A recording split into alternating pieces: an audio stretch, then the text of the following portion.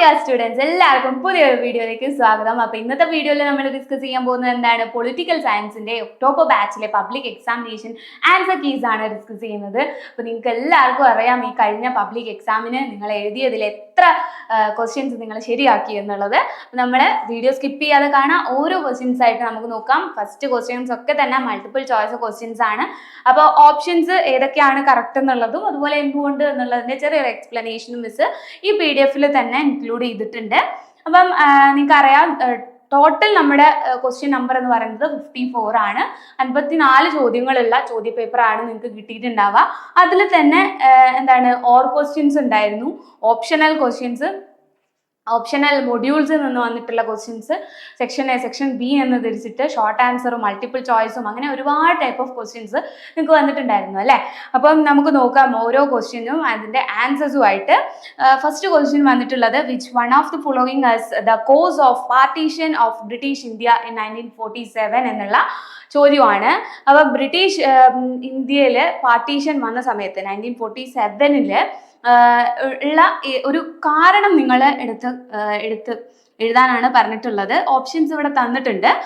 Demand for partition by Indian National Congress, two nation theory propounded by Muslim League, അങ്ങനെ options നിങ്ങൾക്ക് തന്നിട്ടുണ്ട്. ഇതിൽ കറക്റ്റ് ഓപ്ഷൻ എന്ന് പറയുന്നത് ബി ആണ്, two national theory propounded by Muslim League എന്നുള്ളതാണ്.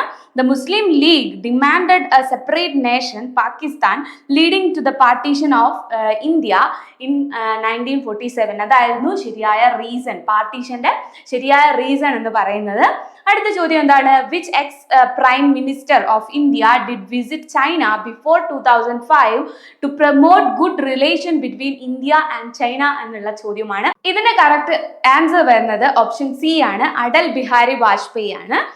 ബിഫോർ 2005 ആണ് ചോദിച്ചിരിക്കുന്നത് അല്ലെ. അപ്പം before 2005 Atal Bihari Vajpayee visited China to improve relation between the two nations. രണ്ട് രാജ്യങ്ങളുടെയും ഒരു ബന്ധം നിലനിർത്തുന്നതിനായിട്ട് അടൽ ബിഹാരി വാജ്പേയി ആണ് 2005 മുമ്പ് ചൈന സന്ദർശിച്ചിട്ടുണ്ടായിരുന്ന Indian prime minister. Okay, so next question എന്ന് പറയുന്നത് ഏതാണ്, which one of the following statement is false. ഏതാണ് തെറ്റ് ശരി എന്ന് കണ്ടുപിടിക്കാനാണ്. ഇതിൽ ഓപ്ഷൻ കറക്റ്റ് ആയിട്ട് വരുന്നത് ഓപ്ഷൻ സി ആണ്, India has been included in security council as A permanent member എന്നുള്ളതാണ് കറക്റ്റ് ആൻസർ ആയിട്ട് വരുന്നത് കേട്ടോ. കാരണം ഇവിടെ ചോദിച്ചിരിക്കുന്നത് എന്താണ്, സോവിയറ്റ് യൂണിയനെ കുറിച്ചിട്ടും യുണൈറ്റഡ് സ്റ്റേറ്റ്സിനെ കുറിച്ചിട്ടും ഒക്കെയാണ്. അപ്പൊ ഇതിൽ കറക്റ്റ് ആൻസേഴ്സ്, അതായത് ട്രൂ ആയിട്ടുള്ളതും ഫോൾസ് ആയിട്ടുള്ളതും ഈ ഒരു സ്റ്റേറ്റ്മെന്റിലുണ്ട്. അതിൽ ഫോൾസ് കണ്ടുപിടിക്കാനാണ് പറഞ്ഞത്. അപ്പൊ ഇവിടെ ഏതാണ്, സി ആണ് ഫോൾസ് ആയിട്ട് വരുന്നത്, തെറ്റായിട്ട് വരുന്നത്. India has been included in security council as A permanent member. അതൊരു പെർമനന്റ് മെമ്പർ ആയിട്ടാണ് ഇന്ത്യ സെക്യൂരിറ്റി കൗൺസിലിൽ ഉള്ളത് എന്നാണ് പറഞ്ഞിട്ടുള്ളത്. അത് തീർത്തും തെറ്റാണ്. അപ്പൊ അതുകൊണ്ട് നമുക്ക് ഓപ്ഷൻ സി ആണ് കറക്റ്റ് ആൻസർ ആയിട്ട് വരുന്നത്. ഇനി നാലാമത്തെ ചോദ്യം എന്ന് പറഞ്ഞാൽ, choose the correct statement about India's foreign policy എന്നുള്ളതാണ്. അപ്പം ഇവിടെ ഇന്ത്യയുടെ ഫോറിൻ പോളിസിനെ കുറിച്ചിട്ടാണ് ചോദിച്ചിട്ടുള്ളത്. അപ്പം ഇതിൽ ഫോറിൻ പോളിസിനെ കുറിച്ചിട്ട് കറക്റ്റ് ആയിട്ടുള്ളത് തിരഞ്ഞെടുക്കാനാണ് പറഞ്ഞത്. നാലാമത്തെ ക്വസ്റ്റ്യനിലും സി തന്നെയാണ് കറക്റ്റ് ആൻസർ വരുന്നത്. It did not join any military alliance എന്നുള്ളതാണ്. അതായത് ഒരു മിലിറ്ററി അലയൻസിലും ആര് ജോയിൻ ചെയ്തിട്ടുണ്ടായിരുന്നില്ല, നമ്മുടെ ഇന്ത്യ ജോയിൻ ചെയ്യുന്നില്ല എന്നുള്ളത് തന്നെയാണ് ഇന്ത്യയുടെ ഫോറിൻ പോളിസി എന്ന് പറയുന്നത്. അപ്പൊ കറക്റ്റ് ആയിട്ടുള്ളത് ഓപ്ഷൻ സി ആണ് വരുന്നത്. നെക്സ്റ്റ് വൺ 5 ആണ്, fifth question choose the option which is the correct explanation of non aligned movement എന്നുള്ളതാണ്. നോൺ അലൈൻമെന്റ് മൂവ്മെന്റിലെ അതിനെ കുറിച്ചിട്ടാണ് ഇവിടെ ചോദ്യം വന്നിരിക്കുന്നത്. എന്താണ് കറക്റ്റ് എക്സ്പ്ലനേഷൻ, നോൺ അലൈൻമെന്റ് മൂവ്മെന്റിനെ കുറിച്ചിട്ടുള്ള ഒരു കറക്റ്റ് എക്സ്പ്ലനേഷൻ നിങ്ങൾ ഇതിൽ നിന്ന് കണ്ടുപിടിക്കണം. അപ്പം NAM is give freedom to join any military bloc, അങ്ങനെ കുറെ ഓപ്ഷൻസ് ഉണ്ട്. ഇതിൽ സി ആണ് correct answer, NAM is to remain away from military blocs എന്നുള്ളതാണ്. ഓക്കെ, അത് എന്താണ്, the non alignment movement aimed to avoid joining any military alliance during the Cold War. ഒന്നിലും ഒരു മിലിറ്ററിയിലും പോയി ജോയിൻ ചെയ്യുന്നില്ല എന്നുള്ളതാണ് നിഷ്പക്ഷമായിട്ടുള്ള ഒരു നിലനിൽപ്പായിരുന്നു അന്ന് സ്വീകരിച്ചിട്ടുണ്ടായിരുന്നത് കോൾഡ് വാറിന്റെ സമയത്ത്. സോ അതുകൊണ്ട് തന്നെ നമുക്ക് ഓപ്ഷൻ സി കറക്റ്റ് ആയിട്ട് ചൂസ് ചെയ്യാവുന്നതാണ്. ഇനി അടുത്തത് 6th ക്വസ്റ്റ്യൻ ആണ്, which one of the following statement is wrong about which one of the following statement is wrong about India's contribution in UN peace keeping operation.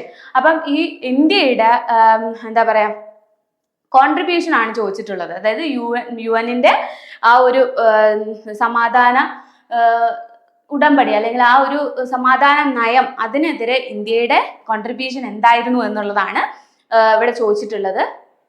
അല്ല വേണ്ട, ആ question ഞാൻ ഒന്നുകൂടെ പറയാട്ടോ. 6th ക്വസ്റ്റ്യൻ ഞാൻ ഒന്നുകൂടെ പറയാം. അവിടെ കട്ട് ചെയ്തോ. So next 6th question ആണ്. 6th question, which one of the following statement is wrong about India's contribution in UN peacekeeping operation എന്നുള്ളതാണ്. UN-ന്റെ സമാധാന നയങ്ങൾക്കെതിരെ എതിരെയല്ല, സമാധാന നയങ്ങൾക്കായി ഇന്ത്യയുടെ കോൺട്രിബ്യൂഷൻ എന്തായിരുന്നു എന്നുള്ളതാണ് ചോദിച്ചിട്ടുള്ളത്. ഇവിടെ നിങ്ങളെടുത്ത് ഓപ്ഷനിൽ നിങ്ങൾക്ക് കറക്റ്റ് ആയിട്ടുള്ള ഒന്ന് എഴുതുക എന്നുള്ളതാണ്. സി ആണ് ഓപ്ഷനിൽ കറക്റ്റ് ആയിട്ട് വരുന്നത്. It's most significant contribution has been in Europe എന്നുള്ളതാണ് കറക്റ്റ് ആയിട്ടുള്ള answer.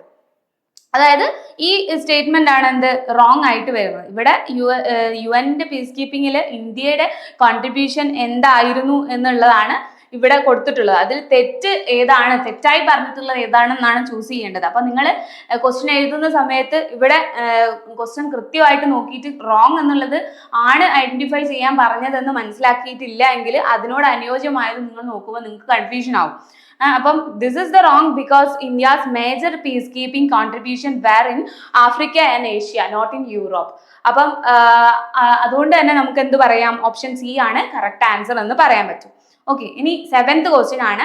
Choose the incorrect option about the methods of the pressure groups എന്നുള്ളതാണ്. അപ്പൊ പ്രഷർ ഗ്രൂപ്പ്സ് ഒക്കെ നമ്മൾ ഓൾറെഡി പഠിച്ച കാര്യമാണ് അല്ലെ, നമ്മുടെ ടെക്സ്റ്റ് ബുക്കിൽ ഉള്ളതാണ്. അപ്പം എന്താണ് ഇതിൽ ഇൻകറക്റ്റ് ആയിട്ടുള്ളതാണ് എഴുതേണ്ടത് പ്രഷർ ഗ്രൂപ്പ്സിനെ പറ്റിയിട്ട്. ഓപ്ഷൻ ബി ആണ് കറക്റ്റ് ആൻസർ. ദേ യൂസ് എക്സ്ട്രീമിസ്റ്റ് മെത്തേഡ് എന്നുള്ളതാണ്. അപ്പം എക്സ്ട്രീമിസ്റ്റ് മെത്തേഡ് അല്ല അവർ യൂസ് ചെയ്യുന്നത് എന്നുള്ളതാണ്. So pressure groups work peacefully and they do not use extremist methods എന്നുള്ളതാണ് കേട്ടോ കറക്റ്റ് ആൻസർ ആയിട്ട് വരുന്നത്. അതായത് അവർ അങ്ങനെയുള്ളൊരു കാര്യമല്ല ഫോളോ ചെയ്യുന്നത്, വളരെ പീസ്ഫുൾ ആയിട്ട് തന്നെയാണ് പ്രഷർ ഗ്രൂപ്പ്സിന്റെ കാര്യങ്ങൾ വരുന്നത്. അപ്പം നെക്സ്റ്റ് ക്വസ്റ്റ്യൻ വരുന്നത് 8th question. Choose the national political policy of India from the following parties എന്നുള്ളതാണ്. അപ്പം ഇവിടെ നമുക്ക് നാഷണൽ പൊളിറ്റിക്കൽ പാർട്ടീനെയാണ് ഐഡന്റിഫൈ ചെയ്യേണ്ടത്. ഇവിടെ കുറച്ച് പാർട്ടീസിന്റെ ഓപ്ഷൻസ് തന്നിട്ടുണ്ടല്ലേ, ഇതിൽ ഏതാ കറക്റ്റ് ആയിട്ടുള്ള ഇത് വരുന്നത്? Choose the national political party of India. ഇതിൽ നാഷണൽ പൊളിറ്റിക്കൽ പാർട്ടീനെ നമ്മൾ ഐഡന്റിഫൈ ചെയ്യണം. അപ്പം ഓപ്ഷൻ സി ആണ് കറക്റ്റ് ആൻസർ. ഭാരതീയ ജനതാ പാർട്ടിയാണ് വരുന്നത്. BJP is recognised as A national political party in India. ഈ ഒരു തന്നിരിക്കുന്നതിൽ കേട്ടോ DMK, തെലുങ്കു ദേശം, അങ്ങനെ കുറച്ച് പാർട്ടികളുടെ ഇത് തന്നിട്ടുണ്ട് നമുക്ക് ഓപ്ഷൻ. അതിൽ കറക്റ്റ് വരുന്നത് ഭാരതീയ ജനതാ പാർട്ടിയാണ്. ഇനി അടുത്തത് അത് ഓപ്ഷൻ സി ആണ് വരുന്നത് കേട്ടോ. അപ്പൊ 8ാമത്തെ ക്വസ്റ്റ്യൻ ഓപ്ഷൻ സി ആണ് കറക്റ്റ് ആൻസർ. ഇനി 9ാമത്തെ ക്വസ്റ്റ്യനിലെ ഓപ്ഷൻ ബി ആണ് കറക്റ്റ് ആൻസർ വരുന്നത്. സോ ഇതിന്റെ ക്വസ്റ്റ്യൻ എന്താണ്? Every candidate has to submit his or her nomination papers to which one of the following officer. അപ്പം നോമിനേഷൻ പേപ്പർ ആർക്കാണ് കൊടുക്കേണ്ടത് എന്നുള്ളതാണ് ഇതിൽ പറഞ്ഞിരിക്കുന്നത്. അപ്പം ഇലക്ഷൻ കാൻഡിഡേറ്റ് ആണ് കേട്ടോ. അപ്പൊ ആർക്ക് വേണ്ടിയിട്ടാണ്? Election commissioner, returning officer, presiding officer, any one of the above. അപ്പം ഇതിൽ ഏതാണ്? B, option B returning officer ആണ് കറക്റ്റ് ആയിട്ടുള്ളത്. Candidate submit nomination papers to the returning officer during elections. അപ്പം അത് നമ്മൾ ഇലക്ഷനെ പഠിച്ച സമയത്ത് അതിൽ ഇൻക്ലൂഡ് ചെയ്ത് പഠിച്ചിട്ടുണ്ടാവും അല്ലെ. അപ്പൊ നിങ്ങൾ ആൻസർ ശരിയാക്കിയിട്ടുണ്ടാവും എന്ന് വിചാരിക്കുന്നു. 9ാമത്തെ ക്വസ്റ്റ്യൻ ആൻസർ കറക്റ്റ് ഏതാണ്? ഓപ്ഷൻ ബി ആണ്. ഇനി അടുത്തത് 10ാമത്തെ ക്വസ്റ്റ്യൻ ഏതാണ്? Which fundamental rights is called the soul of the fundamental rights എന്നുള്ളതാണ്. ഫണ്ടമെന്റൽ റൈറ്റ്സിന്റെ സോൾ എന്ന് അറിയപ്പെടുന്നത് എന്തിനെയാണ്? ഓപ്ഷൻ സി ആണ്, റൈറ്റ് ടു കോൺസ്റ്റിറ്റ്യൂഷണൽ റെമഡീസ് ആണ്. This right is called the soul of fundamental rights because it allows people to approach court if other rights are violated. അതായത് നമ്മൾ എന്തെങ്കിലും ഒരു റൈറ്റ് വയലേറ്റ് ചെയ്ത് കഴിഞ്ഞിട്ടുണ്ടെങ്കിൽ നമുക്ക് കോടതിയെ സമീപിക്കാമെന്നുള്ള ഈ ഒരു ഫണ്ടമെന്റൽ റൈറ്റ് ആണ് നമ്മുടെ സോൾ ഓഫ് ഫണ്ടമെന്റൽ റൈറ്റ്സ് എന്ന് പറയപ്പെടുന്നത്. ഓക്കെ അല്ലേ? ഇനി 10ാമത്തെ ക്വസ്റ്റ്യൻ നോക്കാം. 10ാമത്തെ ക്വസ്റ്റ്യൻ ആണ് ഓപ്ഷൻ സി നമ്മളിപ്പം ആൻസർ പറഞ്ഞിട്ടുള്ളത്. 11ാമത്തെ ക്വസ്റ്റ്യൻ നോക്കാം. Who among the following had contributed to Marxian philosophy എന്നുള്ളതാണ്. മാർക്സിയൻ ഫിലോസഫിയിൽ കോൺട്രിബ്യൂട്ട് ചെയ്തിട്ടുള്ള ആരാണ് ഇതിലുള്ളത് എന്ന് നമ്മൾ കണ്ടുപിടിക്കണം. അപ്പോൾ ഇതിൽ കറക്റ്റ് ആൻസർ ലെനിൻ ആണ്. ഓപ്ഷൻ എ ആണ് 11ാമത്തെ ചോദ്യത്തിന്റെ ആൻസർ ആയിട്ട് വരുന്നത്. Lenin contributed significantly to Marxian philosophy and communism എന്നുള്ളത് നമുക്ക് കണ്ടുപിടിക്കാൻ പറ്റും. ഓക്കെ, സോ അടുത്ത ക്വസ്റ്റ്യൻ 12ാമത്തെ question. Which one of the following revolutions gave cardinal ideas of liberty, equality and fraternity എന്നുള്ളതാണ്. ഇവിടെ which one of the following revolutions gave cardinal ideas, ഈ ഒരു കാർഡിനൽ ഐഡിയാസ് ആയിട്ടുള്ള ലിബർട്ടി, ഇക്വാലിറ്റി, ഫ്രറ്റേണിറ്റി എന്ന് പറയുന്നത് ഏത് റെവല്യൂഷനിൽ നിന്നാണ് വന്നിട്ടുള്ളത് എന്നാണ് ചോദിച്ചിട്ടുള്ളത്.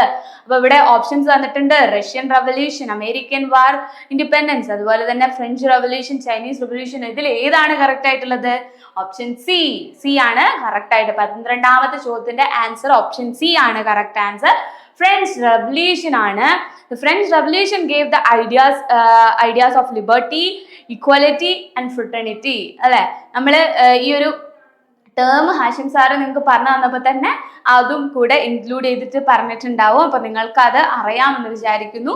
ആൻസർ എല്ലാവരും കറക്റ്റ് ആക്കിയിട്ടുണ്ടോ? നിങ്ങൾ ഇനി കറക്റ്റ് ആൻസർ എഴുതിയിട്ടുണ്ടെങ്കിൽ, നിങ്ങൾക്ക് ശരിയായിട്ടുണ്ടെങ്കിൽ ഒക്കെ ജസ്റ്റ് കമന്റ് ആയിട്ട് നമ്മളെ കമന്റ് ബോക്സിൽ നിങ്ങൾ ഇടുക കേട്ടോ. അപ്പം അടുത്ത ക്വസ്റ്റ്യൻ നമുക്ക് നോക്കാം. 13ാമത്തെ ക്വസ്റ്റ്യൻ ആണ്. Which one of the following organs of government makes laws എന്നുള്ളതാണ്. ഏത് ഗവൺമെന്റൽ ഓർഗൻസ് ആണ് ലോസ് മേക്ക് ചെയ്യുന്നത്, നിയമനിർമ്മാണം നടത്തുന്നത്? ഏത് ഗവൺമെന്റൽ ഓർഗൻ ആണ്? ഇവിടെ തന്നിട്ടുണ്ട് എക്സിക്യൂട്ടീവ്, ലെജിസ്ലേറ്റീവ്, ജുഡീഷ്യറി, പോലീസ്. അപ്പൊ ഇതൊക്കെ പറയുന്ന ബേസിക്സ് നിന്ന് വന്നിട്ടുള്ള സിമ്പിൾ ആയിട്ടുള്ള ക്വസ്റ്റ്യൻസ് ആണ് അല്ലെ. കോംപ്ലിക്കേറ്റഡ് ആയിട്ടുള്ള ക്വസ്റ്റ്യൻസ് ഇല്ല എന്ന് മിസ് പറയുന്നില്ല, എങ്കിലും നിങ്ങൾ സിമ്പിൾ ആയിട്ട് ബേസിക്സിൽ നിന്ന് ഇതുപോലത്തെ ക്വസ്റ്റ്യൻസും വന്നിട്ടുണ്ട്.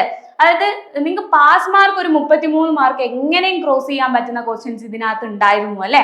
അപ്പം ഇതിലെ കറക്റ്റ് ആൻസർ ഏതാണ്? ലെജിസ്ലേച്ചർ. നമുക്കറിയാലോ അല്ലെ, legislature like parliament makes laws in a country. അപ്പൊ ഇത് നമ്മൾ ഇതിന് ഒരു ചാപ്റ്റർ തന്നെ ഉണ്ട്, അല്ല നമ്മൾ ഡിസ്കസ് ചെയ്തിട്ടുണ്ടായ കാര്യമാണ്. Okay, the character of UNESCO an agency of United nation is dash എന്നുള്ളതാണ് അടുത്ത ക്വസ്റ്റ്യൻ. ഇന്റർനാഷണൽ അല്ലെ, ഇവിടെ ഓപ്ഷൻസിൽ കിട്ടുന്ന ലോക്കൽ, നാഷണൽ, പ്രൊവിൻഷ്യൽ, ഇന്റർനാഷണൽ കണ്ടു കഴിഞ്ഞാൽ തന്നെ നമുക്കറിയാം എന്താ യുണൈറ്റഡ് നാഷൻസ് ഇസ് ഇന്റർനാഷണൽ അല്ലെങ്കിൽ ഇന്റർനാഷണൽ എന്നുള്ളത് നമുക്ക് ചൂസ് ചെയ്യാൻ പറ്റും. ഇതും സിമ്പിൾ ആയിട്ട് തന്നെ നമുക്ക് ഓപ്ഷൻസ് നിന്ന് ഉത്തരം കണ്ടുപിടിക്കാൻ പറ്റുന്ന ചോദ്യമായിരുന്നു. ഓപ്ഷൻ ഡി ആണ് 14ാമത്തെ ചോദ്യത്തിന്റെ ഉത്തരം. ഇനി 15ാമത്തെ ചോദ്യമാണ്. A person can be member of how many associations at one time എന്നുള്ളതാണ്. അപ്പം ഒരു വ്യക്തിക്ക് എത്ര അസോസിയേഷനിൽ അറ്റ് എ ടൈം മെമ്പർ ആവാം എന്നുള്ളതാണ് ചോദിച്ചിരിക്കുന്നത്. സോ ഇവിടെ a person can join multiple association, there is no fixed limit. ഏത് അസോസിയേഷനിൽ വേണമെങ്കിലും ആർക്കും മെമ്പർ ആവാം അല്ലെ. അപ്പൊ ന്യൂമറസ് എന്നുള്ള ഓപ്ഷൻ ഡി ആണ് 15ാമത്തെ ക്വസ്റ്റ്യന്റെ ആൻസർ ആയിട്ട് നമുക്ക് കൊടുക്കാൻ പറ്റുന്നത്. ഓക്കെ, അപ്പൊ നമ്മള് മൾട്ടിപ്പിൾ ചോയ്സ് ക്വസ്റ്റ്യൻസ് ഏകദേശം നമുക്ക് ഇവിടെ ക്രോസ് ചെയ്തു. ഇനി എന്താണ് ഓപ്ഷണൽ മൊഡ്യൂൾസിൽ നിന്നുള്ള മൾട്ടിപ്പിൾ ചോയ്സ് ക്വസ്റ്റ്യൻസ് ആണ് 16ാമത്തേത് വരുന്നത്. അപ്പം ഓപ്ഷൻ 1ൽ നിന്ന് world order and the United nation എന്നുള്ള ആ ഒരു പാർട്ടിൽ നിന്ന് 16ാമത്തെ ചോദ്യം വന്നിട്ടുണ്ട്. അത് in 1950 the armed forces of which country had crossed over the South Korea and refused to go back എന്നുള്ള ചോദ്യമാണ് അല്ലെ. അപ്പൊ ഇത് നോർത്ത് കൊറിയ ആണ് ഇതിന്റെ ആൻസർ ആയിട്ട് വരുന്നത്. ഓപ്ഷൻ സി ആണ്. In 1950 North Korean forces invaded South Korea, starting the Korean War. അപ്പം അതിലാണ് ഇങ്ങനെ ഒരു സംഭവം നടന്നിട്ടുള്ളത്. സോ അതുകൊണ്ട് നമുക്ക് എന്ത് പറയാൻ പറ്റും? ഓപ്ഷൻ സി ആണ് നോർത്ത് കൊറിയ എന്ന് പറയാൻ പറ്റും. And which one of the following is not a disarmament treaty എന്നുള്ളതാണ്. അപ്പം ഏതാണ് ഇതെന്ന് ഒരു ഡിസാർമമെന്റ് ട്രീറ്റി ആയിട്ട് അല്ലെങ്കിൽ നമുക്ക് കണ്ടുപിടിക്കാൻ പറ്റുക? CTBT ആണോ, NPT ആണോ, ഏതാണ് കറക്റ്റ്? ഓപ്ഷൻ ഡി നാം ആണ് അല്ലെ. അപ്പം നോൺ അലൈൻ മൂവ്മെന്റ് ആണ് ഇവിടെ കറക്റ്റ് ആയിട്ട് വരുന്ന ഡിസാർമമെന്റ് ട്രീറ്റി ആയിട്ട് നമുക്ക് പറയാൻ പറ്റുക. അപ്പൊ ഓപ്ഷൻ ഡി ആണ് 17ാമത്തെ ചോദ്യത്തിന്റെ ആൻസർ. ഇനി 18ാമത്തെ ചോദ്യമാണ്. How many countries are the permanent member of United Nations എന്നുള്ളതാണ്. ഇതില് ഓപ്ഷൻ ബി ആണ് കറക്റ്റ് ആൻസർ ആയിട്ട് വരുന്നത്. 5 മെമ്പേഴ്സിനെ പറ്റുള്ളൂ. അപ്പൊ അതുകൊണ്ട് 18ാമത്തെ ചോദ്യത്തിന്റെ ആൻസർ എന്ന് പറയുന്നത് 5 ആണ്. ഇനി 19ാമത്തെ ചോദ്യം, which one of the following organs of United Nations has more than 190 members? ഏതാണ്? സെക്യൂരിറ്റി കൗൺസിൽ ആണോ, ജനറൽ അസംബ്ലി ആണോ? 19ാമത്തെ ചോദ്യത്തിന്റെ ആൻസർ വരുന്നത് ബി ആണ്, ജനറൽ അസംബ്ലി ആണ് വരുന്നത്. ഓക്കെ, 190+ മെമ്പേഴ്സ് ഇതിൽ ഉണ്ട് എന്നുള്ളതാണ് കേട്ടോ. ആൻഡ് 20ാമത്തെ ചോദ്യം നമ്മളെ ഫൈനൽ ഓപ്ഷണൽ ക്വസ്റ്റ്യൻ ആണ്. അതായത് ഓപ്ഷൻ 1ന്റെ ആണ്, ഫസ്റ്റ് മൊഡ്യൂളിലാണ്, ഓപ്ഷണൽ ഫസ്റ്റ് മൊഡ്യൂളിലാണ്. നമ്മൾ 7th മൊഡ്യൂളാണ് ഓപ്ഷണൽ മൊഡ്യൂളായിട്ട് വരുന്നത്. അല്ലെങ്കിൽ എ പാർട്ടിലെ ക്വസ്റ്റ്യൻ ആൻസേഴ്സ് ആണ് നമ്മൾ പറഞ്ഞിട്ടുള്ളത്. 20th ക്വസ്റ്റ്യൻ എന്ന് പറയുന്നത്, which international organisation was established on 24th October 1945 എന്നുള്ളതാണ്. ഇതിൽ കറക്റ്റ് ഓപ്ഷൻ ഏതാ വരുന്നത്? ഓപ്ഷൻ ഡി ആണ്, യുണൈറ്റഡ് നേഷൻസ് ആണ് കറക്റ്റ് ആൻസർ ആയിട്ട് വരുന്നത്. ഇനി അഡ്മിനിസ്ട്രേറ്റീവ് സിസ്റ്റം ഇൻ ഇന്ത്യ എന്ന് പറയുന്ന ഓപ്ഷണൽ മൊഡ്യൂൾ സെക്കൻഡിൽ നിന്ന് ഉത്തരം എഴുതിയവർ ശ്രദ്ധിക്കുക. ഇവിടെയാണ് നിങ്ങൾ കൊടുത്തിട്ടുള്ള ചോദ്യങ്ങൾ ഉണ്ടാവുക. ഇതിൽ ഏതെങ്കിലും ഒന്നേല്ലേ നിങ്ങൾ എഴുതിയിട്ടുണ്ടാവുള്ളൂ അല്ലെ? അപ്പൊ നമുക്ക് ഈ ഒരു പാർട്ടിലെ ആൻസേഴ്സ് അറ്റൻഡ് ചെയ്തവര് ഈ ക്വസ്റ്റ്യൻസ് ഏതൊക്കെയാണ് ശരി എന്നുള്ളത് നോക്കുക കേട്ടോ. 16ാമത്തെ ചോദ്യം ഇവിടെ വന്നിരിക്കുന്നത് ഏതാണ്? Which one of the following is not source of stress for bureaucracy എന്നുള്ളതാണ്. ഇവിടെ കറക്റ്റ് ആൻസർ ആയിട്ട് വരുന്നത് എന്താണ്? ഡിസിപ്ലിൻ ഇൻ ദ ബ്യൂറോക്രസി എന്നുള്ള ഓപ്ഷൻ സി ആണ് കറക്റ്റ് ഓപ്ഷൻ ആയിട്ട് വരുന്നത്. ഓക്കെ, 17ാമത്തെ ചോദ്യമാണ്, choose the correct statement about bureaucracy എന്നുള്ളതാണ്. ബ്യൂറോക്രസിനെ കുറിച്ചിട്ടുള്ള ഒരു കറക്റ്റ് സ്റ്റേറ്റ്മെന്റ് ഈ ഓപ്ഷൻസിൽ നിന്ന് തിരഞ്ഞെടുത്ത് എഴുതാം. കറക്റ്റ് വരുന്നത് ഓപ്ഷൻ എ ആണ്, it's a machine needed to run the government എന്നുള്ളതാണ്. Okay, bureaucracy is essential for running the government and ensuring its smooth functioning എന്നുള്ള ഒരു കാരണം അതിനുള്ളത് കൊണ്ട് തന്നെ നമുക്ക് ഓപ്ഷൻ എ ആണ് എന്ന് നമുക്ക് പറയാൻ പറ്റും. ഇനി 18ാമത്തെ ചോദ്യമാണ്, union public service commission is A dash എന്നാണ് പറയുന്നത്. അത് ലീഗൽ ബോഡി ആണോ, കോൺസ്റ്റിറ്റ്യൂഷണൽ ബോഡി ആണോ, പാർലമെന്ററി ബോഡി ആണോ, പ്രൈവറ്റ് ബോഡി ആണോ? ഏതാണ്? ഓപ്ഷൻ ബി, കോൺസ്റ്റിറ്റ്യൂഷണൽ ബോഡി ആണ് കറക്റ്റ് ആൻസർ. ഓക്കെ, സോ അതിന് ഒരു എക്സ്പ്ലനേഷൻ വേണോ? ഞാൻ ഇവിടെ കൊടുത്തിട്ടുണ്ട്. The union public service commission UPSC is a constitutional body established under Article 315 of Indian Constitution. So അതുകൊണ്ട് നമുക്ക് എന്ത് പറയാൻ പറ്റും? ഇറ്റ്സ് എ കോൺസ്റ്റിറ്റ്യൂഷണൽ ബോഡി എന്നുള്ളത് കറക്റ്റ് ആയിട്ടുള്ള ആൻസർ ആയിട്ട് പറയാൻ പറ്റും. ഇനി 19th ക്വസ്റ്റ്യൻ ആണ്, അത് ഓപ്ഷണൽ മൊഡ്യൂൾ സെക്കൻഡിലെയാണ് നമ്മൾ പറയുന്നത്. A member of the UPSC can hold the office from a maximum term of dash എന്നുള്ളതാണ് ഇവിടെ വരുന്നത്. എത്രയാണ്? എത്ര വർഷത്തേക്കാണ്? 6 വർഷത്തേക്കാണ് അല്ലെ? അപ്പൊ ഓപ്ഷൻ സി ആണ് കറക്റ്റ് ആയിട്ട് വരുന്നത്. ഇനി 20ാമത്തെ ചോദ്യം, which one of the following agencies does recruit civil servant for union government എന്നുള്ളതാണ്. ഇവിടെ കറക്റ്റ് ഓപ്ഷൻ ആയിട്ട് വരുന്നത് ഓപ്ഷൻ സി ആണ്, യൂണിയൻ പബ്ലിക് സർവീസ് കമ്മീഷൻ എന്നുള്ളതാണ് ഇതിന്റെ കറക്റ്റ് ആയിട്ടുള്ള ആൻസർ വരുന്നത്. The UPSC recruit civil servants for the union government through exams like the civil service examination. ഇത് നമുക്ക് എന്തായാലും അറിയാൻ പറ്റുന്ന കാര്യമാണ് അല്ലെ? ഒരുപാട് പേര് ഹ്യൂമാനിറ്റീസ് ഒക്കെ എടുത്തിരിക്കുന്നത് തന്നെ എന്തിനു വേണ്ടിയിട്ടാണ്? ഈ ഒരു UPSC എക്സാം എഴുതാൻ വേണ്ടിയിട്ടാണ്. സോ ഇത് അറിയാത്തവരായിട്ട് ആരും ഉണ്ടാവില്ല. സോ 20ാമത്തെ ക്വസ്റ്റ്യൻ വരെ നമ്മൾ അങ്ങനെ സോൾവ് ചെയ്തിരിക്കുകയാണ്. ഓപ്ഷൻ 1ന്റെയും പറഞ്ഞിട്ടുണ്ട്, ഓപ്ഷൻ 2ന്റെയും പറഞ്ഞിട്ടുണ്ട് കേട്ടോ മൊഡ്യൂൾസ്. അപ്പൊ നിങ്ങൾ ഓപ്ഷൻ 1ലെ ആൻസേഴ്സ് ഞാൻ പറഞ്ഞുകൊണ്ടിരിക്കുമ്പോ ഇതല്ലല്ലോ ഞാൻ എഴുതിയ ക്വസ്റ്റ്യൻ എന്ന് സംശയിക്കേണ്ട. ആ ഒരു ഭാഗം നിങ്ങൾ എന്താണ്, ഏതാണോ നിങ്ങൾ എഴുതിയിരിക്കുന്നത് ആ ക്വസ്റ്റ്യൻസിന്റെ ആൻസർ മാത്രം വീഡിയോ ഒന്ന് എടുത്തു നോക്കിയാൽ മതി. ഓക്കെ, ഇനി അടുത്ത പാർട്ടിലേക്ക് പോയാൽ നമുക്ക് അടുത്ത പാർട്ട് എന്ന് പറയുമ്പോൾ 21ാമത്തെ ചോദ്യം മുതൽ എന്താണ്? ഫില്ലിംഗ് ദ ബ്ലാങ്ക്സ് ആണ് വരുന്നത്. ഫില്ലിംഗ് ദ ബ്ലാങ്ക്സ് നമുക്ക് പെട്ടെന്ന് തന്നെ നോക്കാം ഓരോ ക്വസ്റ്റ്യൻ ആയിട്ട്. അപ്പം ഇവിടെ ഫില്ലിംഗ് ദ ബ്ലാങ്ക്സിൽ സ്റ്റേറ്റ്മെന്റ്സ് കംപ്ലീറ്റ്ലി വായിക്കേണ്ടി വരും അല്ലെ? അപ്പൊ ജസ്റ്റ് ഞാനൊന്ന് പറയാം.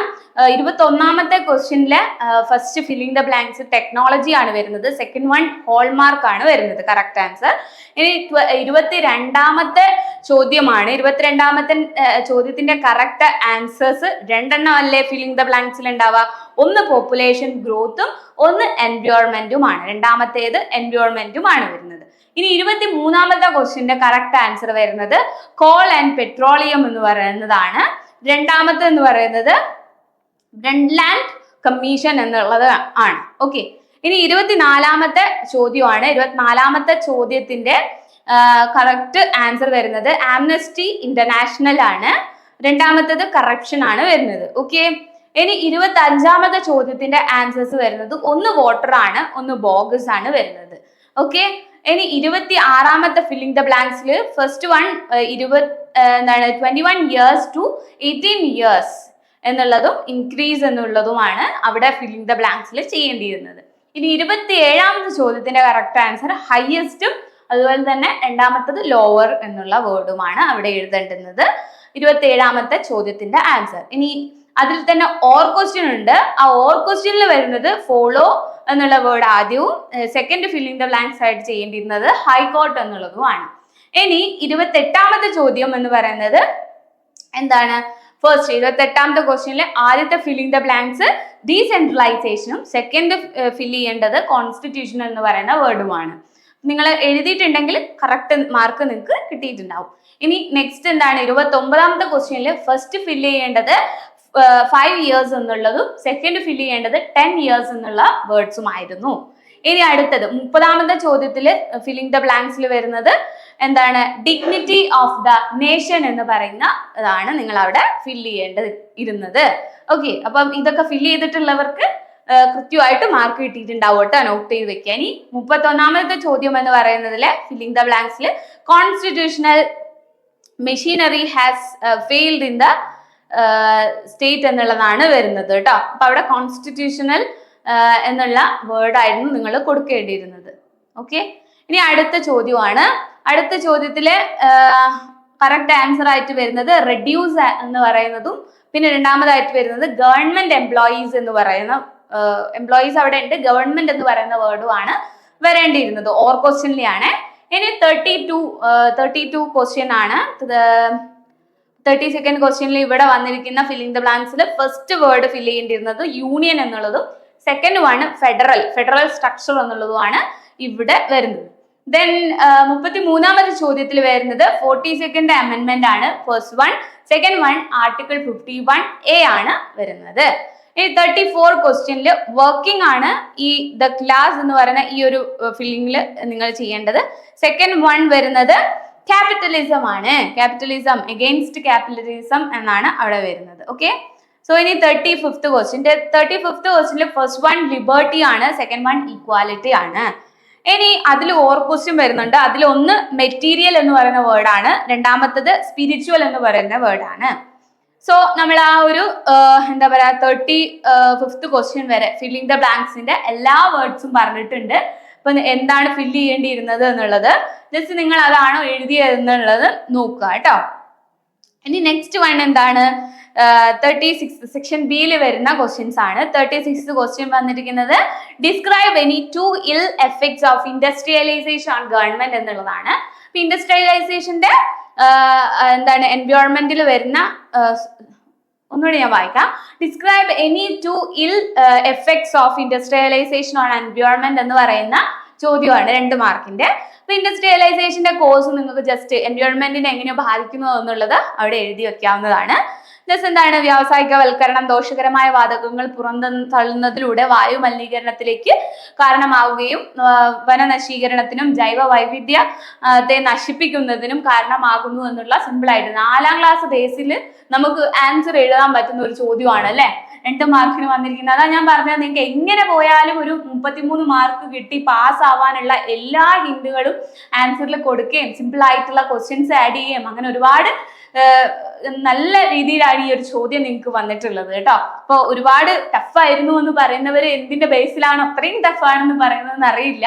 എങ്കിൽ പോലും നിങ്ങൾക്ക് ആൻസർ ഇതേപോലെ അറിയുന്നത് എഴുതി വെച്ചെങ്കിലും പാസ്സാവാനുള്ള ഒരു ഹിന്റ് എന്തായാലും ഒരു കാര്യം നിങ്ങൾക്ക് ഈ ഒരു ക്വസ്റ്റ്യൻ പേപ്പറിൽ ഉണ്ടായിരുന്നു എന്നാണ് ക്വസ്റ്റ്യൻ പേപ്പർ കണ്ടപ്പോൾ എനിക്ക് തോന്നിയത്. അപ്പം അതിൽ തന്നെ ഓർ ക്വസ്റ്റ്യൻ വരുന്നുണ്ട്. Describe any 2 ill effects of urbanisation on environment. അടുത്തത് എന്താണ്? ആദ്യത്തത് ഇൻഡസ്ട്രിയലൈസേഷൻ ആണ്, സെക്കൻഡ് വൺ അർബനൈസേഷൻ ആണ്. നഗരവൽക്കരണത്തിനെ കുറിച്ചിട്ടാണ് ചോദിച്ചത്. ഇതും സെയിം ആണ്. ഇതിൽ ഏതും ആർക്കും എഴുതാൻ പറ്റുന്ന ഒരു ചോദ്യം അല്ലേ? ജസ്റ്റ് എഴുതിയെടുക്കാം അല്ലെ.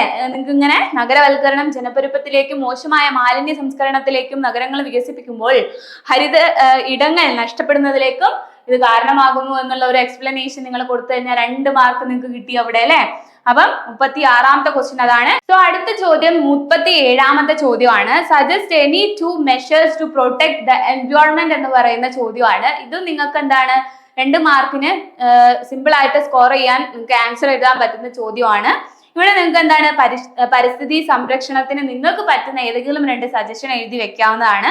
അടുത്ത ചോദ്യം 38ാമത്തെ ചോദ്യമാണ്. Explain any 2 powers of speaker of Lok Sabha എന്നുള്ളത്. അപ്പം ഈ 38ന് മുമ്പ് 37ാമത്തെ ചോദ്യത്തിന് ഒരു ഓർ ക്വസ്റ്റ്യൻ വരുന്നുണ്ട്. Suggest any 2 measures to good governance എന്ന് പറയുന്നത്. അത് നല്ല ഭരണത്തിന് വേണ്ടി നിങ്ങൾക്ക് ഗുഡ് ഗവർണൻസ് എന്ന് പറയുന്ന ഒരു ചാപ്റ്റർ തന്നെ ഉണ്ട് അല്ലെ. അപ്പൊ നല്ല ഭരണത്തിന് വേണ്ടിയിട്ട് എന്തൊക്കെ സജഷൻസ് ആണ് നിങ്ങൾക്ക് കൊടുക്കാൻ പറ്റുന്നത് അത് നിങ്ങൾക്ക് അവിടെ 2 മാർക്കിന് എഴുതാവുന്നതാണ്. ജസ്റ്റ് നല്ല ഭരണത്തിന് എന്തൊക്കെയാ എല്ലാ പൗരന്മാരുടെയും പങ്കാളിത്തം അത്യാവശ്യമാണ് അല്ലെ. അത് തന്നെയെങ്കിലും അറ്റ്ലീസ്റ്റ് നിങ്ങൾ എഴുതി വെച്ചാൽ അവിടെ 2 മാർക്ക് നിങ്ങൾക്ക് കിട്ടുന്നതാണ്. 38ാമത്തെ ചോദ്യം എന്താണ് ഇവിടെ പവേഴ്സ് ആണ് ചോദിച്ചിരിക്കുന്നത്. ലോക്സഭ സ്പീക്കറിന്റെ പവർ ആണ് ചോദിച്ചിരിക്കുന്നത്. ലോക്സഭ സ്പീക്കർ എങ്ങനെയാണ് ചർച്ചകളിൽ ക്രമം പാലിക്കുകയും എന്താണ് നിർണായകമായിട്ട് വോട്ട് രേഖപ്പെടുത്തുന്നതും അതുപോലെ തന്നെ ഉപരാഷ്ട്രപതി രാജ്യസഭയുടെ ചെയർപേഴ്സൺ ആയി പ്രവർത്തിക്കുകയും അവരുടെ അഭാവത്തിൽ പ്രസിഡന്റ് ആയിട്ട് പ്രവർത്തിക്കുകയും ഒക്കെ ചെയ്യുന്നത് ആരാണ്? ലോക്സഭ സ്പീക്കർ ആണ്. അപ്പൊ നിങ്ങൾക്ക് അതിവിടെ എഴുതി വെച്ചാൽ 2 മാർക്ക് കിട്ടുന്നതാണ്. അടുത്ത എന്താണ്? Explain any 2 powers of the vice president of India എന്നുള്ളതാണ്. അതിന് ഓൾ ക്വസ്റ്റ്യൻ ആയിട്ടാണ് വരുന്നത്. നെക്സ്റ്റ് എന്താണ്? വൈസ് പ്രസിഡന്റിന്റെ പവേഴ്സ് എഴുതാനാണ് അവിടെ പറഞ്ഞിട്ടുള്ളത് അല്ലെ. അതുപോലെ ലോക്സഭ അടുത്ത ക്വസ്റ്റ്യൻ വരുന്നത് show the financial powers of Lok Sabha with 2 examples എന്നുള്ളതാണ്. 2 ഫിനാൻഷ്യൽ പവേഴ്സ് എഴുതാൻ വേണ്ടിയിട്ടാണ് പറഞ്ഞിട്ടുള്ളത്. So Lok Sabha exercises financial powers by approving the union budgets and having exclusive authority to introduce and pass money bills. അപ്പം money bills ഒക്കെ pass ചെയ്യാൻ വേണ്ടിയിട്ടും അങ്ങനെയുള്ള കാര്യങ്ങളിലൊക്കെയാണ് financial powers ഈ ലോക്സഭയിൽ വരുന്നത്. കേന്ദ്ര ബജറ്റിന് അംഗീകാരം നൽകിക്കൊണ്ടും മണി ബില്ലുകൾ അവതരിപ്പിക്കുന്നതിലും പാസ്സാക്കുന്നതിനുമുള്ള പ്രത്യേക അധികാരം നൽകിക്കൊണ്ട് ലോക്സഭ സാമ്പത്തിക അധികാരങ്ങൾ വിനിയോഗിക്കുന്നു. ഇത്തരത്തിൽ നിങ്ങൾക്ക് ചോദ്യം ആൻസേഴ്സ് എഴുതാവുന്നതാണ്. ഈ ചോദ്യത്തിന് ആൻസർ എഴുതാവുന്നതാണ്. ഓക്കെ, ഇനി അടുത്തത് എന്താണ് വരുന്നത്? 14th ക്വസ്റ്റ്യൻ ആയിട്ട് വരുന്നത് എന്താണ്? Explain the process of removal of the president of India എന്നുള്ളതാണ്. ഇന്ത്യയിലെ പ്രസിഡന്റിനെ റിമൂവ് ചെയ്യുന്നതിനുള്ള കാര്യങ്ങൾ എന്തൊക്കെയാണെന്നാണ് ചോദിച്ചിട്ടുള്ളത്. പാർലമെന്റ് ഇരുസഭകളിലും 2/3 ഭൂരിപക്ഷത്തോടെ പാസാക്കിയ പ്രമേയങ്ങളിലൂടെ ഭരണഘടന ലംഘനത്തിന് രാഷ്ട്രപതിയെ ഇംപീച്ച്മെന്റ് ചെയ്യാനുള്ള അധികാരം വരുന്നുണ്ട്. അപ്പൊ നിങ്ങൾ അത് ഇതിൽ മെൻഷൻ ചെയ്യാവുന്നതാണ്. പിന്നെ അടുത്ത് പറയുന്ന ഓർ ക്വസ്റ്റ്യൻ ആയിട്ട് വരുന്നത് എന്താണ്? Explain any 2 essential qualifications required for being candidate for the post of president of India എന്നുള്ളതാണ്. അപ്പം കുറഞ്ഞത് 35 വയസ്സ് അതുപോലെ തന്നെ MP ആകാനുള്ള യോഗ്യത ഒക്കെ അതിൽ അവശ്യ യോഗ്യതകളായിട്ട് വരുന്നുണ്ട്. പിന്നെ അടുത്ത 41ാമത്തെ ചോദ്യമാണ്. അതിന്റെ ആൻസർ കറക്റ്റ് എന്താ വരുന്നത്? Analyse poverty as an hindrance in formation of sound public opinion എന്നുള്ളതാണ്. അപ്പം ഇവിടെ ദാരിദ്ര്യം എന്നുള്ളത് എങ്ങനെയാണ് ഒരു ഹിൻഡ്രൻസ് ആയിട്ട് മാറുന്നത് എന്നുള്ളതാണ്. അതായത് നമുക്ക് ഒരു പബ്ലിക് ആയിട്ട് ഒരു ഒപ്പീനിയൻ പറയുന്നതിന് ശബ്ദം ഉയർത്തുന്നതിന്റെ തടസ്സമായിട്ട് എങ്ങനെയാണ് ദാരിദ്ര്യം മാറുന്നത് എന്നുള്ളതാണ് ചോദിച്ചിട്ടുള്ളത്. ഇപ്പൊ വിദ്യാഭ്യാസത്തിലേക്കും വിവരങ്ങളിലേക്കുമുള്ള പ്രവേശനം പരിമിതപ്പെടുന്നതിലൂടെയും ഒരു പൗരന് പ്രശ്നം പരിഹരിക്കുന്നതിന് അടിസ്ഥാനപരമായ നിലനിൽപ്പ് അവന് വിദ്യാഭ്യാസം ഉണ്ടായിരിക്കുക എന്നുള്ളതാണ് അല്ലെ. അതുപോലെ തന്നെ ഒരു പൗരൻ എന്നുള്ള നിലയ്ക്ക് ഒരു പൊതുജന അഭിപ്രായത്തെ രൂപീകരിക്കുന്നതിന് ദാരിദ്ര്യം എങ്ങനെയൊക്കെയാണ് തടസ്സമായി നിൽക്കുന്നത് എന്നുള്ളത് നിങ്ങൾക്ക് അവിടെ ഇതേ രീതിയിൽ എക്സ്പ്ലെയിൻ ചെയ്തിട്ട് എഴുതാവുന്നതാണ് കേട്ടോ. ഇതൊക്കെ നമുക്ക് ഈ ടെക്സ്റ്റ് ബുക്ക് റീഡിങ് ചെയ്യേണ്ട ആവശ്യം പോലും ഇല്ല ഈ ക്വസ്റ്റ്യൻ ഒന്ന് ആൻസർ എഴുതാൻ. ഇപ്പൊ ലോക്സഭ സ്പീക്കറിന്റെ പവേഴ്സ്, വൈസ് പ്രസിഡന്റിന്റെ പവേഴ്സ്, ഇങ്ങനെയുള്ള കാര്യങ്ങളിലൊക്കെ ചിലപ്പോൾ നിങ്ങൾക്ക് ടെക്സ്റ്റ് ബുക്ക് നോക്കി തന്നെ പഠിച്ചെങ്കിലേ ആൻസേഴ്സ് എഴുതാൻ പറ്റുള്ളൂ. പക്ഷെ ഇത്തരം ചോദ്യങ്ങളിലൊക്കെ നിങ്ങൾക്ക് എന്താണ് എക്സ്പ്ലനേഷൻ, നിങ്ങളുടേതായിട്ടുള്ള എക്സ്പ്ലനേഷൻ പോലും ഇവിടെ അപ്ലൈ ചെയ്യാൻ നിങ്ങൾക്ക് പറ്റും. കറക്റ്റ് ആയിട്ടുള്ളതിലേക്ക് നിങ്ങൾക്ക് എത്തിക്കാൻ പറ്റുന്ന ക്വസ്റ്റ്യൻസ് ആണ് ഈ ക്വസ്റ്റ്യൻസ് ഒക്കെ. നെക്സ്റ്റ് ആണ് എന്താണ്? ഫീച്ചേഴ്സ് ഓഫ് ഇന്ത്യൻ ഫെഡറേഷന്റെ ഫീച്ചേഴ്സ് ആണ് ഇവിടെ ചോദിച്ചിരിക്കുന്നത്. അപ്പൊ നിങ്ങൾക്ക് ആ ക്വാസി ഫെഡറൽ സിസ്റ്റത്തിനെ ഒന്ന് എക്സ്പ്ലെയിൻ ചെയ്ത് എഴുതിയിട്ടുണ്ടെങ്കിൽ ഇവിടെ നിങ്ങൾക്ക് സിംപ്ലി 2 മാർക്ക് എക്സ്പ്ലെയിൻ ചെയ്തത് പറഞ്ഞാൽ 2 സെൻസിൽ ജസ്റ്റ് എഴുതി വെച്ചാൽ തന്നെ നിങ്ങൾക്ക് എന്ത് കിട്ടും, ആ 2 മാർക്ക് സ്കോർ ചെയ്ത് എടുക്കാൻ പറ്റുന്നതേ ഉള്ളൂ. അപ്പം ഇനി നമുക്ക് 43rd ക്വസ്റ്റ്യൻ ആണ്. Analyse terrorism as an concern of our foreign policy എന്നുള്ളതാണ്. അപ്പൊ ഫോറിൻ പോളിസിന്റെ ഒരു കൺസേൺ ആണ് ടെററിസം എന്ന് പറയുന്നത് അല്ലെ. അപ്പൊ അതിനെ കുറിച്ചിട്ടാണ്, അതായത് തീവ്രവാദം എങ്ങനെയാണ് ദേശീയ സുരക്ഷയ്ക്ക് ബാധിക്കുന്നത്, ഭീഷണി ഉയർത്തുന്നത് എന്നുള്ളതാണ് നിങ്ങൾ ഇവിടെ എഴുതേണ്ടത്. അപ്പം ഇന്ത്യയുടെ വിദേശ നയത്തെ എങ്ങനെയാണത് അയൽ രാജ്യങ്ങളുമായിട്ടുള്ള ബന്ധത്തിനെ ഇല്ലായ്മ ചെയ്യാനുള്ള കാരണമാകുന്നത് എന്നുള്ളതൊക്കെ നിങ്ങൾക്ക് എക്സ്പ്ലെയിൻ ചെയ്തിട്ട് എഴുതാൻ പറ്റും. 2 പോയിന്റ് ആയിട്ട് നിങ്ങൾ എഴുതിയാൽ മതി, നിങ്ങൾക്ക് ആ 2 മാർക്ക് അവിടെ കിട്ടുന്നതാണ്. സോ ഇത്രയുമാണ്, ഇങ്ങനെയൊക്കെയാണ് നിങ്ങളുടെ ക്വസ്റ്റ്യൻ ആൻസേഴ്സ് വരുന്നത്. ഏകദേശം ഒരു 43ഓളം ക്വസ്റ്റ്യൻസ് നമ്മൾ ഡിസ്കസ് ചെയ്തിട്ടുണ്ട്. സോ ഈ ഒരു PDF മൊത്തമായിട്ട് നിങ്ങൾക്ക് ഇപ്പൊ നമ്മുടെ ഫ്യൂച്ചർ പ്ലസ് അക്കാഡമിയിലെ സ്റ്റുഡൻസ് അല്ല എങ്കിൽ തീർച്ചയായിട്ടും നിങ്ങൾക്ക് ഈ സോൾവ്ഡ് പേപ്പർ നിങ്ങൾക്ക് നമ്മുടെ ഈ ലേൺ സ്റ്റോറിൽ നിന്ന് ബൈ ചെയ്തെടുക്കാവുന്നതാണ്. ചെറിയ ഒരു പ്രൈസ് മാത്രമേ വരുന്നുണ്ടാവുള്ളൂ. അപ്പൊ നിങ്ങൾക്ക് ആ ഒരു വെബ്സൈറ്റ് ലിങ്ക് ഞാൻ ഡിസ്ക്രിപ്ഷൻ ബോക്സിൽ കൊടുക്കാം. നിങ്ങൾക്ക് ഇതുപോലെ എല്ലാ സബ്ജക്റ്റിന്റെയും നിങ്ങൾ എഴുതിയിട്ടുള്ള ക്വസ്റ്റ്യൻ പേപ്പേഴ്സ് സോൾവ് ആയിട്ടുള്ള PDF നിങ്ങൾക്ക് നമ്മളെ ഈ ലേൺ സ്റ്റോറിൽ അവൈലബിൾ ആണ്. അപ്പോൾ ഫ്യൂച്ചർ പ്ലസ് അക്കാഡമിയുടെ ഈ ഒരു ഓപ്പർച്യൂണിറ്റി നിങ്ങൾക്ക് എടുക്കുകയാണെന്നുണ്ടെങ്കിൽ ആ ഒരു PDF യൂസ് ചെയ്തിട്ട് നിങ്ങൾക്ക് ഇഷ്ടമുള്ള സമയത്ത് വായിച്ചു നോക്കിയിട്ട് നിങ്ങൾ എത്ര മാർക്കിന് സ്കോർ ചെയ്തു എന്നുള്ളതൊക്കെ നിങ്ങൾക്ക് അറിയാൻ വേണ്ടി പറ്റും. അതുപോലെ തന്നെ ഇംപ്രൂവ് ചെയ്യണം എന്ന് തോന്നുന്ന ആൾക്കാരൊക്കെ ആണെങ്കിലും നിങ്ങൾക്ക് ആ ഒരു ക്വസ്റ്റ്യൻ പേപ്പർ വളരെ യൂസ്ഫുൾ ആയിരിക്കും എന്ന് വിശ്വസിക്കുന്നു. അപ്പൊ അത്യാവശ്യമുള്ള സ്റ്റുഡൻസ് ഒക്കെ നമ്മളെ ഈ ലേൺ സ്റ്റോറിൽ തന്നെ ഈ ഒരു PDF അവൈലബിൾ ആണ്, അത് നിന്ന് എടുക്കാൻ വേണ്ടി ശ്രദ്ധിക്കുക. അതുപോലെ തന്നെ മറ്റ് സബ്ജക്റ്റുകളുടെയും ഇതുപോലത്തെ സോൾവ് ആയിട്ടുള്ള ക്വസ്റ്റ്യൻ പേപ്പേഴ്സിന്റെ വീഡിയോസ് നമ്മൾ ചെയ്യുന്നതാണ്. അപ്പം നമ്മൾ ഒരുപാട് ലെങ്തി വീഡിയോ ആവാതിരിക്കാൻ വേണ്ടിയിട്ട് ഇത്രയും ക്വസ്റ്റ്യൻസ് ഏകദേശം ഒരു 40 above ക്വസ്റ്റ്യൻസ് നമ്മൾ പറയുന്നുണ്ട്. അപ്പം അത്രയും ക്വസ്റ്റ്യൻസ് നമുക്ക് അതിന്റെ ആൻസേഴ്സ് ഈ ഒരു വീഡിയോയിലൂടെ കിട്ടിയിട്ടുണ്ടാവും. ഇത് യൂസ്ഫുൾ ആയിട്ടുണ്ടാവും എന്ന് വിചാരിക്കുന്നു. അപ്പൊ അടുത്ത വീഡിയോയിൽ അടുത്തൊരു സബ്ജക്റ്റുമായിട്ട് നമുക്ക് കാണാം. അതോടൊപ്പം ഇനി വരാൻ പോകുന്ന എക്സാമിനൊക്കെ പ്രിപ്പയർ ചെയ്യുന്ന, അതായത് ഈ ഒക്ടോബർ ബാച്ച് കഴിഞ്ഞു, ഇനിയിപ്പോ ഏപ്രിൽ ബാച്ചിലേക്കാണ് എല്ലാവരും പ്രിപ്പയർ ചെയ്യുന്നുണ്ടാവുക അല്ലെ. 2025 ഏപ്രിൽ ബാച്ചിലേക്ക് എക്സാംസിന് പ്രിപ്പയർ ചെയ്യുന്ന സ്റ്റുഡൻസ് ഉണ്ടെങ്കിലും തീർച്ചയായിട്ടും നിങ്ങൾക്ക് എന്താണ് ഈ വീഡിയോ യൂസ്ഫുൾ ആവും. നെക്സ്റ്റ് എക്സാമിന് എങ്ങനെയൊക്കെയാണ് ചോദ്യങ്ങൾ വരുന്നത്, ആൻസേഴ്സ് എങ്ങനെയൊക്കെയാണ് എന്നുള്ളതൊക്കെ അറിയാൻ പറ്റില്ലേ. അപ്പൊ അതൊക്കെ നിങ്ങൾക്ക് യൂസ്ഫുൾ ആയിട്ടുണ്ടാവും. ഇനി വരുന്ന വീഡിയോസ് നിങ്ങൾക്ക് യൂസ്ഫുൾ ആവും എന്ന് വിശ്വസിക്കുന്നു. അപ്പൊ ഇനി വീഡിയോസ് വരുന്ന സമയത്ത് നിങ്ങൾക്ക് നോട്ടിഫിക്കേഷൻ ആയിട്ട് കിട്ടണമെങ്കിൽ ചാനൽ സബ്സ്ക്രൈബ് ചെയ്യാൻ മറക്കരുത്. ഒപ്പം ബെല്ലൈക്കൺ കൂടെ ക്ലിക്ക് ചെയ്ത് വെക്കുക. അപ്പൊ കൃത്യമായിട്ട് നിങ്ങൾക്ക് ആ നോട്ടിഫിക്കേഷൻ നിങ്ങളുടെ മൊബൈൽ ഫോണിൽ വരുന്നതായിരിക്കും. അപ്പം ഇനി അടുത്ത വീഡിയോസിലൂടെ കാണുന്നത് വരെ എല്ലാവർക്കും താങ്ക് യു.